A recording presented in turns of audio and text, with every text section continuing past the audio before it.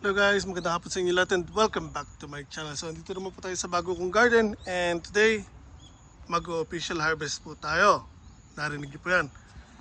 Official harvest po sa bago nating garden. So first, mag-umpisa tayo dito sa mga climbing beans po natin and pitasin natin kung ano ang mga pwede na pong pitasin tulad yan. So actually nung isang araw pa dapat to pitasin or pipitasin, kaso hindi ko po sila nasikaso.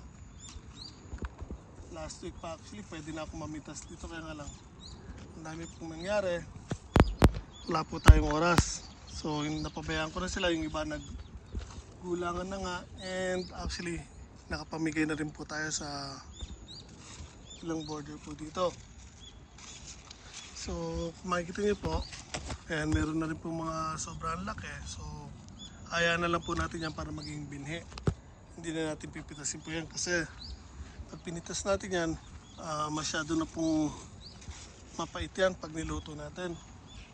Kaya hayaan na lang natin. So now, hanap tayo ng pwedeng pitasin, pero again, ang dami pa po. So ito, in 2 days, pwede na po yan. Ayan, so after 2 days, marami na naman po tayong mapipitas. Ayan, mga magugulang na. So kung hindi mo talaga sila titingnan, mga nakatago, ayan, magugulang na po yan. So hindi na po natin pipitasin yan. Yan po yung mga unang bunga, hindi na pipitasin yan, magugulang na.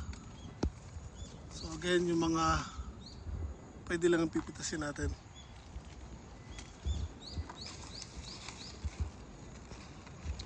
Yan, sayang. Pero okay lang, magiging binhi na po natin yan for next year. So next year, hindi na po tayo bibili. So yan lang po sana ang lagi niyong tatandaan pag mag-garden kayo or magtatanim ng gulay. Always make sure na magbinhi kayo. Kung ano man tinatanim nyo, huwag nyo kakalimutan na mag-iwan ng pang binhi nyo. So once na magkaroon kayo ng sarili nyong binhi, hindi na po kayo bibili ulit ng pangtanim.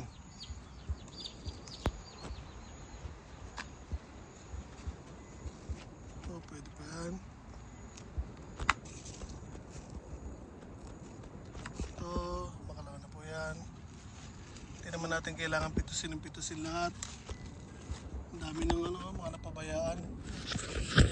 Nakita, yan o. Ito, okay pa to.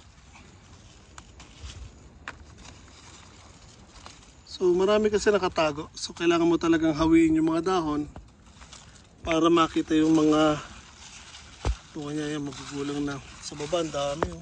Magugulang na. Ayun o. Dami na naggulangan. So yung mga karabilya natin, ayan po, bulaklakan na rin. So mga ilang araw lang, mapapakinabangan na po natin yan. Yan, ito meron ng bunga, isa maliit yan. So mula doon hanggang dito, yan, puro karabilya po yan. Tapos yan, ang palaya at kalamismis na po.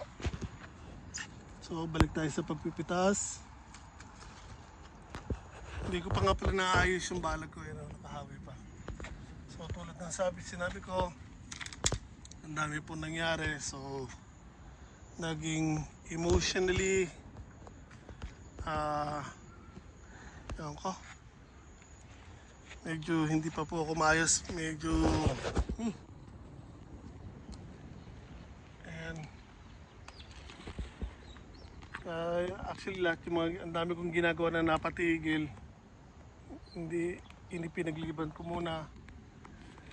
Pati yung pagbablog ko, hindi ako masyadong, ilang araw na ako hindi nagpo-post ng mga bago.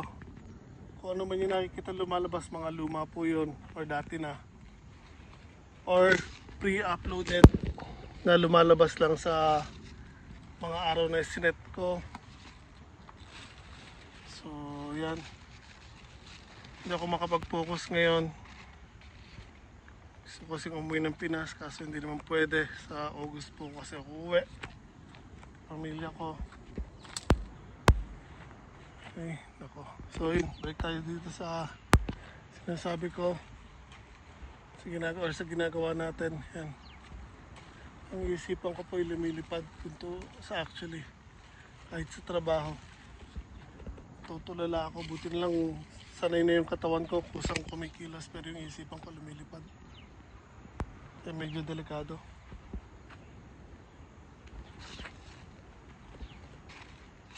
So, okay, pitas lang muna tayo ng beans. So, nakakarami-rami na tayo. Dito na tayo sa may ampalaya. So, ayan. Meron tayong ampalaya dito. So, ang kukunin natin yung malalaki. Ayan o. Just imagine na yun ang ampalaya natin o. Pero dito sa baba, ang dami niyang bunga. Ayan, natin yun o. Kumpulan siya sa baba. So, kailangan kong iayos yan later. Pero ngayon, wala na po akong oras. Isa, dalawa.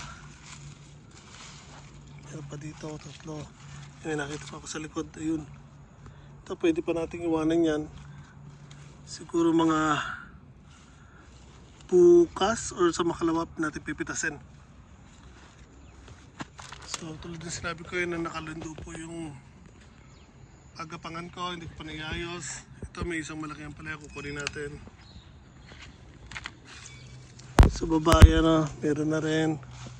Dito, meron din sa ilalim. Ito, maliit siya, nakabaluktot. Pero, pitasin natin, hindi naman lalaki na maganda na yan. So, balik tayo sa beans. Ayan, tulad ng sinabi ko, ang dami ng mga magugulang kasi nga hindi napitas agad. Araw lang po ang lumipas dyan. Ang bilis nilang maglaki yan. Dami na dito, hindi na mapipitas. Masyado na magulang.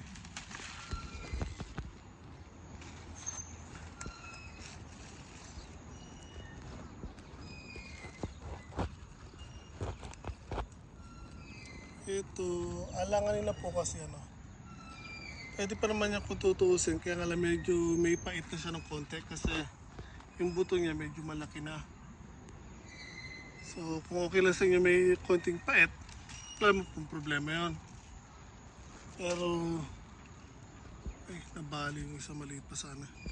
So nabali ng pagpitas ko. So tulad ng sinasabi ko, okay pa rin naman kainin yun. Meron lang konting pait kasi yung buto niya medyo develop na.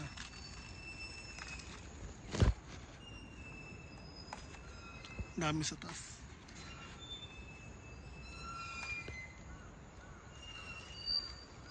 So itong beans na to, ilang buwan din po yung magdadiretso. Tuloy-tuloy lang po ang harvest niya once na mag-umpisa na siyang magbunga. So pag na-hit niya yung peak niya, unti-unti na pong malalanta yung baging niya.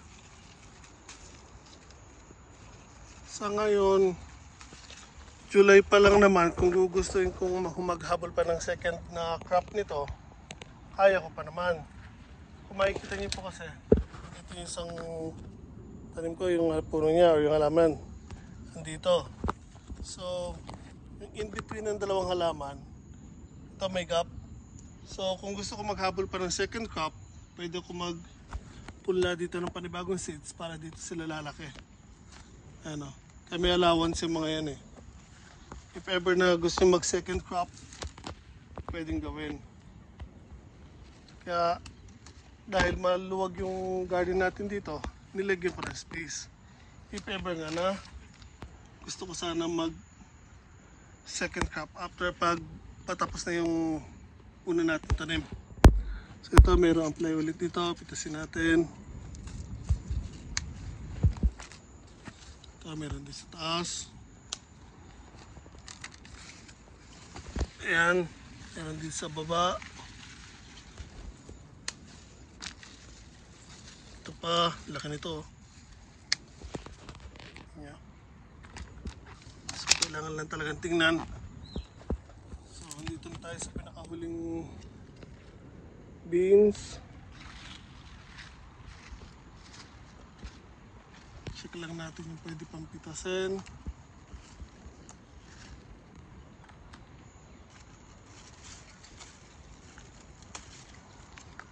So may uod na kumakain ng beans ko. Ayan o. Maloko.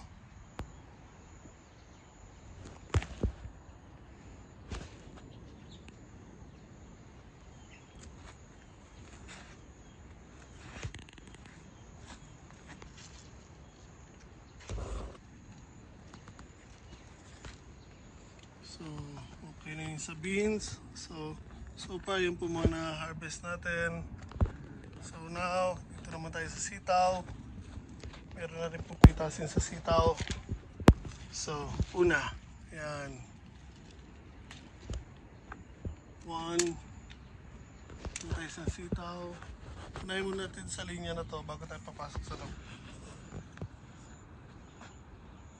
So, tingnan lang natin maigi. Pag hindi nyo masyadong tinitigan yung mga yan, baka hindi nyo mapansin na mayroon ng pitasin na nakatago. Yan guys, ang dami na oh. Sinasabi ko, kung nagmamadali ka, hindi mo na mapapansin yan. Yung ganda oh. Guys, ang haba oh.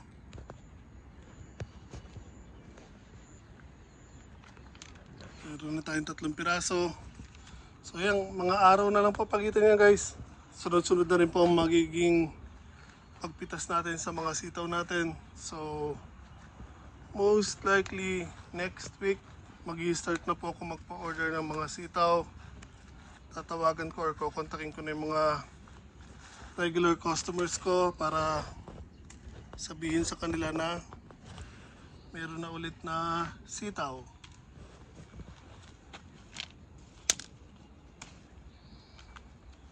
Yan, so far nakaka5 piraso na tayo ng sitaw. Yan guys oh. Dami oh. So again, first harvest. Yung mga malalaki lang ang pinipitas muna natin o yung unang bunga. So ayan na po. Makita niyo po, naputol ko na po yung ibabaw. By doing that, hindi na masyado silang umuuga pag lumalakas ang hangin. Okay. So, dito tayo sa loob. Again, tingnan maigi. Baka may sitaw na nakatago. Pag hindi natin nakita yan, sayang. Yun. Ito, okay pen. Mga bukas, pwede na yan.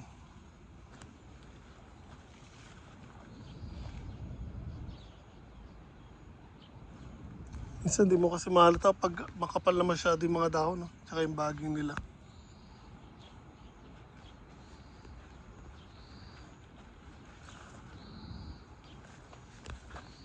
Yan guys, oh.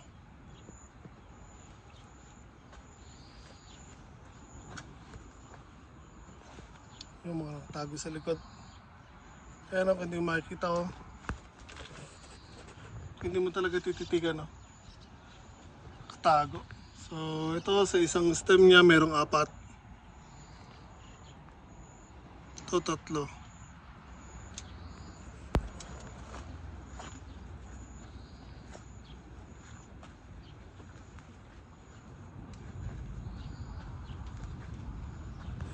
Okay, so I think that's it.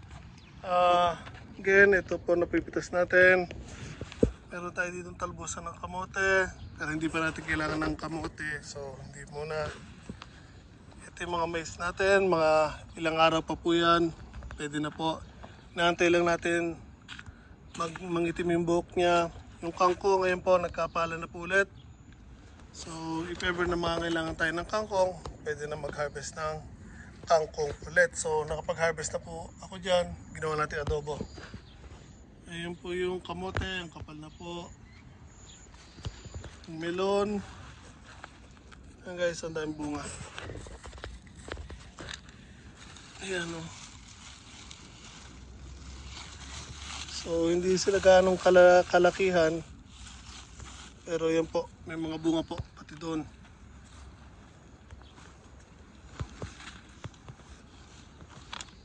Ayan guys. So nakatago lang sila dahil kumakapal na yung mga dahon. Ayan pa. So magkakadikit. 2, 3.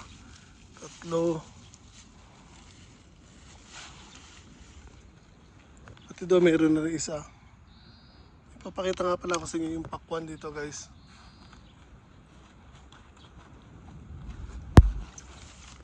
Yan. So, lapit-lapit na rin po yan. Liban tayo.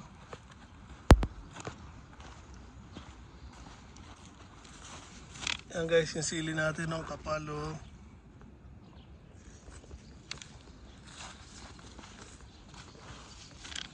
Malaki oh.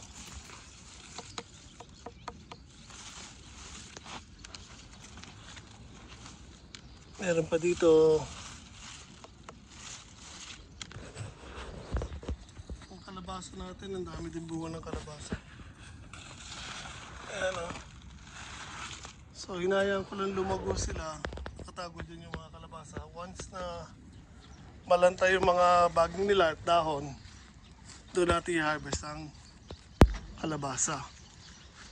Para mas masarap yung bunga niya. Yan o, hindi agad napitas yung mga okra. Magulang na yung dalawa. Ito pwede na to. Pwede pa. Magulang na. Ito rin. Ito pwede pa. Masyado pa maliit.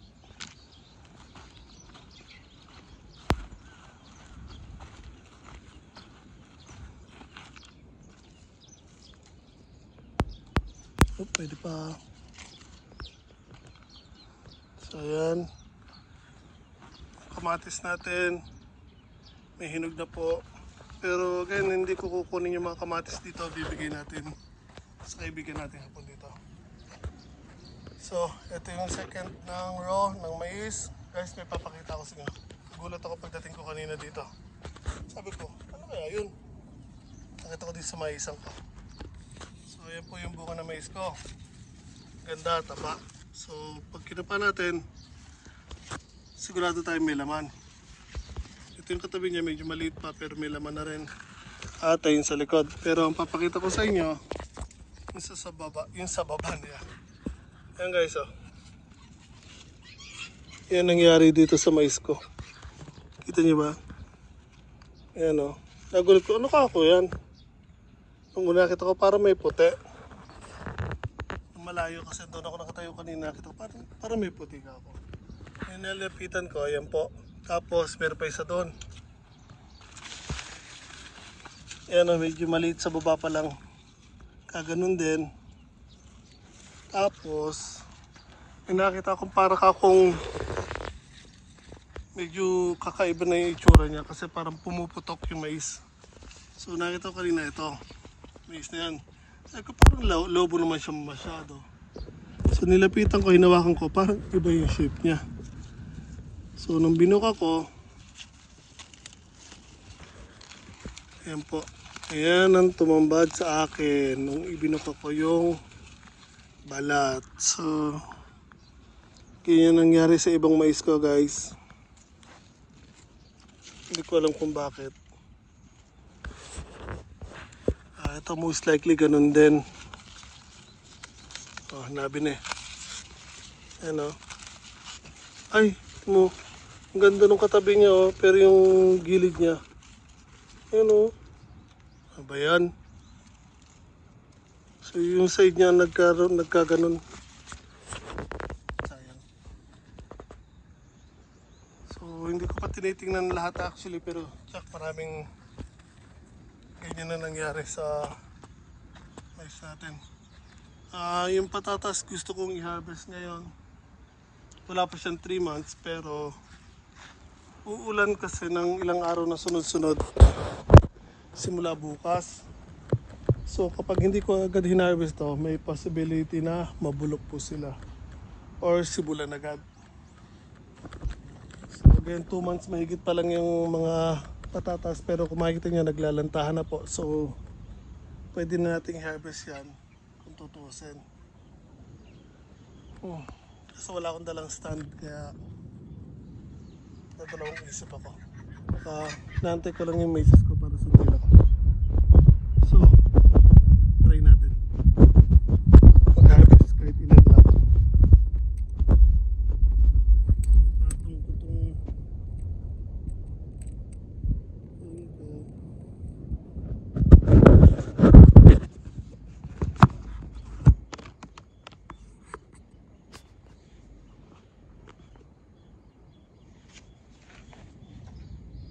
ito ba?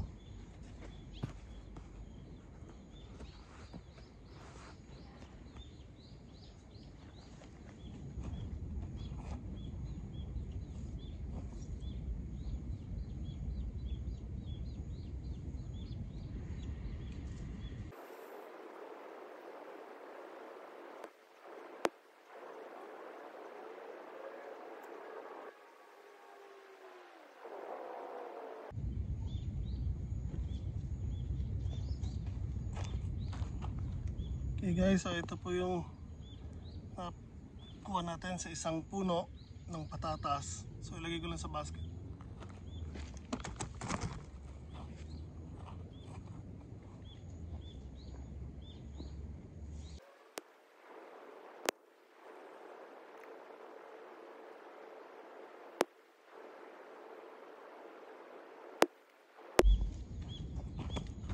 Okay guys, so ito po yung sa pangalawang puno.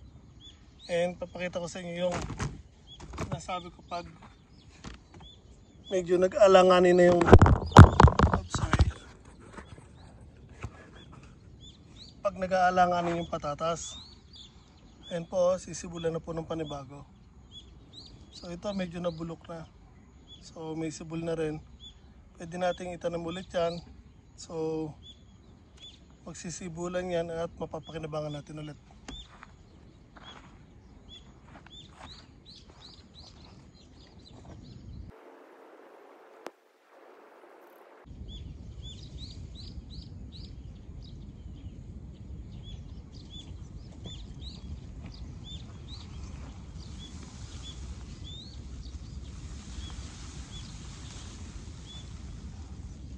Ayan guys, so sinisibulan na.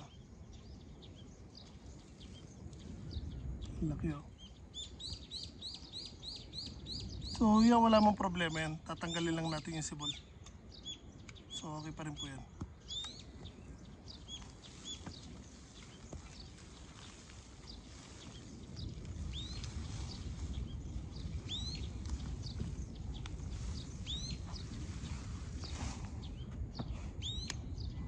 So kung tutusin yan guys, lalaki pa po yan, kaya nga lang again, uulan po kasi ng ilang araw, kaya nag-harvest na ako.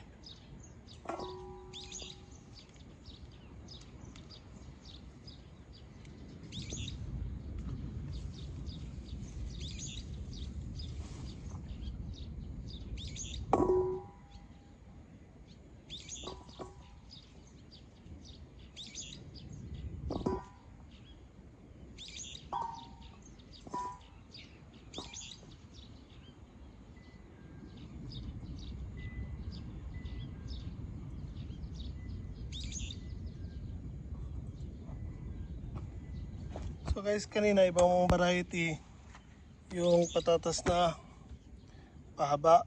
Ayan. So ngayon naman yung medyo bilog. Ayan po. So ibang variety to guys. Ito may tama na ng uod.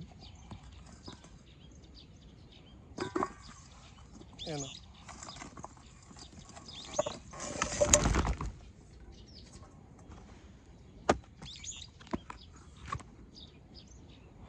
Okay, harvest lang natin yung mga natitira pa.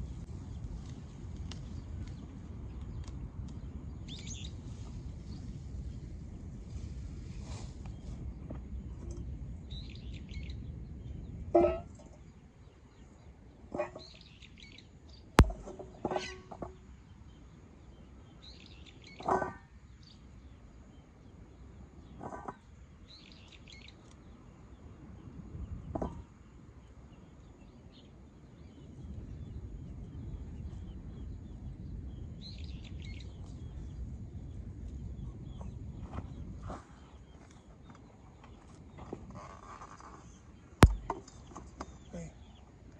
Ito may tama din ng uod.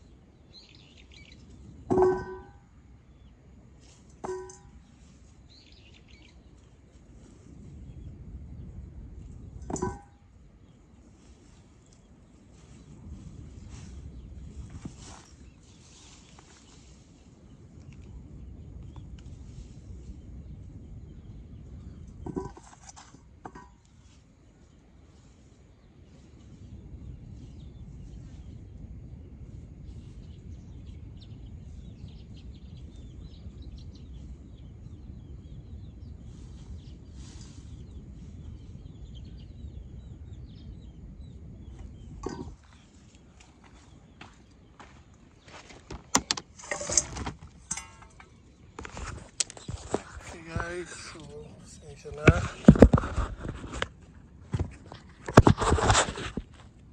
Ito po yung na-harvest natin. Mga patatas, may palayas, sitaw at beans sa ilalim. So now, kuha lang tayo ng ilang piraso.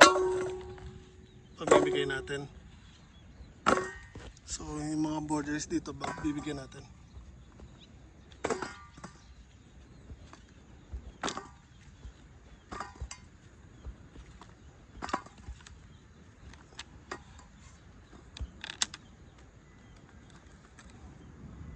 So, always share your blessings, guys. Tandaan nyo palagi yan.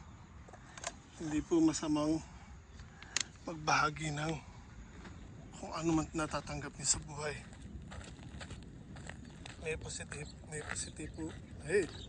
May positibong balik po mga yan. So again, always share your blessings. Ay. Basa na ako pawis.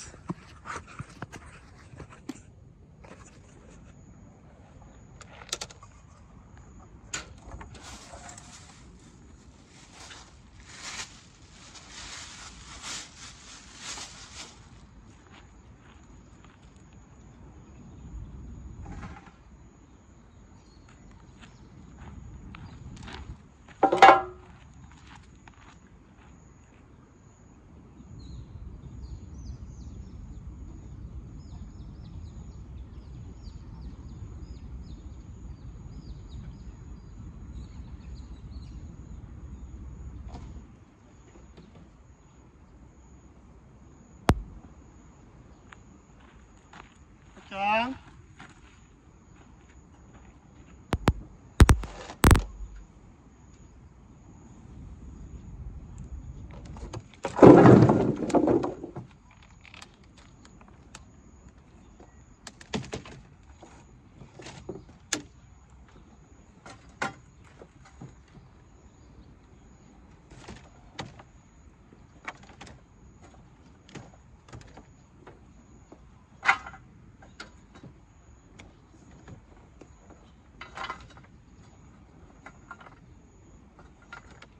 So yung mga beans, pamimigay na rin natin. Yung sitaw lang ang kukunin ko. Tsaka okra at patatas.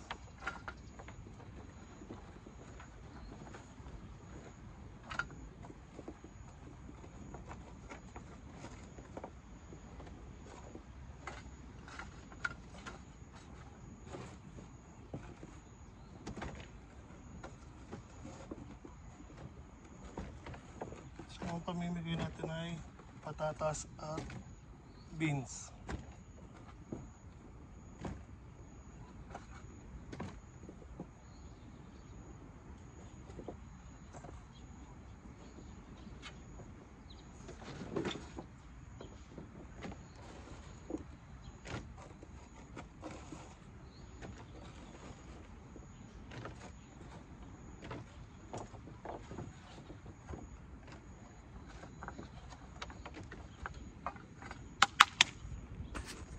So, hindi ko na pababahin to guys. Pamigay ko lang to. Hindi ko na papakita ko sa inyo. Hindi ko na papakita sa inyo kung sino pa yung bibigyan ko. So, ingat po tayo lahat palagi.